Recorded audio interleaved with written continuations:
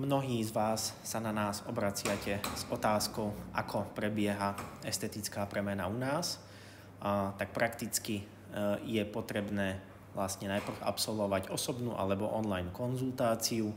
Tá online konzultácia prebehne na základe zaslaných fotografií úsmevu, spísaných požiadaviek, čo by sme chceli dosiahnuť, a OPG snímky, kde vieme na diaľku prekonzultovať a navrhnúť daný plán. Následne si vieme naplánovať termín ošetrenia.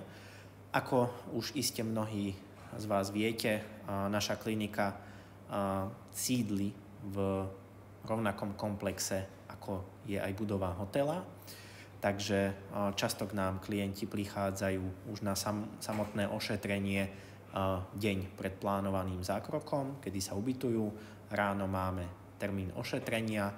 Celý deň vlastne venujeme príprave zubov, digitálnym skenom, zhotoveniu, dočasnej protetickej práce, analýzam a výberu odtieňa, kde vlastne na konci tohto dňa klienti môžu ísť kľudne domov a následne sa čaká za zhotovením definitívnej protetickej práce, čo trvá zhruba 7 až 10 dní a prakticky tá druhá návšteva fyzická už je odovzdanie finálnej protetickej práce, kedy tú prácu nafixujeme a klient môže prakticky odísť domov.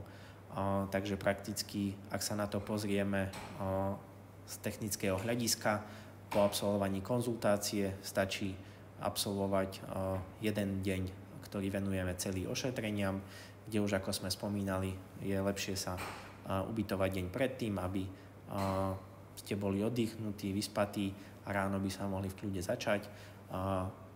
Po tých zákrokoch v ten prvý deň po obede môžete odísť a na ten druhý krát, kedy sa vlastne odovzdáva protetická práca, tak tam už sa to dá vybaviť doslova na otočku, aj keď cestujete z väčšej vzdialenosti.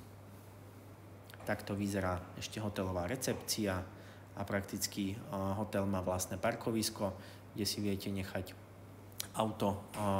Hotel má reštauráciu, takže prakticky máme k dispozícii všetky služby na jednom mieste.